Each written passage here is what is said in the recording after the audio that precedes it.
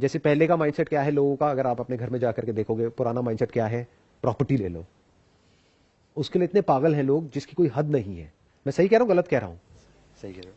कि अपनी प्रॉपर्टी तो होनी चाहिए, और एक नहीं होनी चाहिए, बहुत सारी होनी चाहिए, बहुत सारे प्लॉट्स होने चाहिए, बहुत सारे घर होने चाहिए, बहुत सारी, जो भी पैसा आए उसको प्रॉपर्टी में इन्वेस्ट कर दो। Passive income.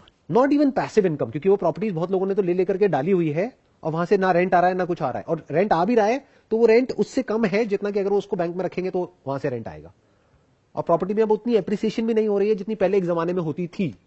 तो वो क्या कर रहे हैं, पास्ट के बेस पे फ्यूचर को देख रहे हैं कि पास्ट में अगर प्रॉपर्टी ने मल्टीप्लाई किया है पिछले 30 साल में, मानो 100 गुना, तो उनको लग रहा है अगले 30 साल में भी 100 गुना मल्टीप्लीकेशन हो जाएगा, जबकि ऐसा नहीं है, क्योंकि प्राइसेस ऑलरेडी बहुत इन्फ्लेट हो चुके हैं। तो अब अगर पैसिव इनकम रियल एस्टेट से नहीं आएगी तो कहां से आएगी? डिजिटल रियल एस्टेट से आएगी। अब ये डिजिटल रियल एस्टेट क्या होता है, डिजिटल एसेट क्या होता है, वो लोगों को पता ही नहीं है। तो इन्वेस्ट करने की तो बात ही छोड़ दो। डिविडेंड्स होते हैं। नहीं, देखो ध्यान से समझो, डिविडेंड क्या होता है? डिविडेंड होता है जो कंपनीज प्रॉफिट कमाती है उसमें से डिविडेंड देती है, या बॉन्ड्स में से आपको डिविडेंड मिलता है। तो dividend is basically an income जो आपको मिलता है जब आप किसी बिजनेस में ओनर बनते हो। जब आप एक शेयर होल्डर होते हो किसी कंपनी में, तो आप ये मत समझो कि मैं स्टॉक्स खरीद रहा हूं, आप उस कंपनी में ओनर बन रहे हो, आप मालिक हो। नौकर कौन है? डायरेक्टर, जो काम कर रहा है। हमें बेसिक फंडे ही क्लियर नहीं है। मालिक कौन होता है? Share holder. तो आप उस कंपनी में शेयर्स जब ले रहे हो तो आप एक बिजनेस में इन्वेस्ट कर रहे हो, उस बिजनेस के फ्यूचर पे दाव लगा रहे हो। मैं उसकी बात नहीं कर रहा हूं, I am talking about asset, not a business. तो डिजिटल एसेट्स क्या होते हैं उसके बारे में बहुत लोगों ने सुना तक नहीं है। अगर मैं अभी आपसे बात करूंगा एनएफटी क्या होती है, तो आप सोच में पड़ जाओगे। एनएफटी की फुल फॉर्म क्या होती है? बताओ क्या होती है एनएफटी की full form? Non fungible tokens. हमें यह तक नहीं पता एनएफटी क्या है, कि दुनिया किस डायरेक्शन में जा रही है। क्रिप्टो को हम लोग ऐसे समझते हैं, या तो दो तरह के लोग हैं जो मैंने देखे हैं इंडिया में। एक, या तो वो समझते हैं क्रिप्टो को एज सट्टा, कि यहां पैसा लगाओ और अमीर हो जाओ। या दूसरे हैं जो सीधा क्रिप्टो को बोलते हैं ये तो बेकार है, इसमें कुछ नहीं पड़ा है, कोई समझता ही नहीं है इसके पीछे की टेक्नोलॉजी क्या है, ब्लॉकचेन क्या है, वो कैसे काम करती है, एक डिसेंट्रलाइज सिस्टम क्या होता है। तो टेक्नोलॉजी का फ्यूचर क्या है, जब वो समझोगे तभी तो सही तरह से पैसे को इन्वेस्ट करोगे। एक्चुअल में किसी ऐसी जगह पे इन्वेस्ट करोगे जहां पे 1 का 100 होने वाला है और रिस्क ऑलमोस्ट 0% है। नहीं तो आप वही गलती कर बैठोगे जो ज्यादातर लोग कर रहे हैं या करने वाले हैं।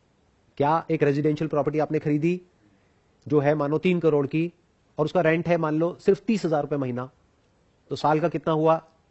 3,60,000। रिटर्न कितनी आई 3 करोड़ पे? हार्डली 1%। 1% रिटर्न क्या होती है? इन्फ्लेशन है 5-6%, 7%। तो आप तो पैसा गंवा रहे हो, कमा कहां रहे हो? तो अभी मैं क्या बात कर रहा हूं? सिर्फ फाइनेंशियल फ्रीडम के बारे में, कि फाइनेंशियली कैसे फ्री होते हैं। आज फाइनेंशियली फ्री कौन है? वो जिन्होंने सही टाइम पे सही जगह पैसा लगा दिया था, यानी आज से 30 साल पहले, 40 साल पहले प्रॉपर्टी में पैसा लगा दिया, वो आज फाइनेंशियली फ्री है। क्यों? क्योंकि उस टाइम पे लैंड थी सस्ती, मानो 5 लाख रुपए 10 लाख रुपए लगाया, आज वही लैंड हो गई 5 करोड़ की, 10 करोड़ की, 20 करोड़ की। जिसने उस टाइम पे 50 लाख लगाया वो आज बढ़ करके हो गया 500 करोड़। तो एटलीस्ट फाइनेंशियली तो वो फ्री हो गए। बाकी चीजों के बारे में मैं बात नहीं कर रहा। तो पहले समझो कि फ्यूचर में क्या होने वाला है। क्या पास्ट के बेस पे आज प्रेजेंट में पैसा लगाना है, तो पैसा लगाना कहां है? फ्यूचर में क्या होगा? दुनिया कैसी होगी? फिजिकल स्पेस की ज्यादा वैल्यू होगी या डिजिटल स्पेस की ज्यादा वैल्यू होगी? और डिजिटल स्पेस क्या होती है? एक डिजिटल एसेट क्या होता है? और डिजिटल एसेट में भी जितने तरह के डिजिटल एसेट्स हैं उसमें से सबसे ज्यादा वैल्यूएबल क्या है? Sir, are you a believer in crypto? I am not a believer in crypto. Do you think it's the future? I'm not sure about crypto, but I'm sure about blockchain. It's here to stay. Because as a model, decentralized is a better model than centralized.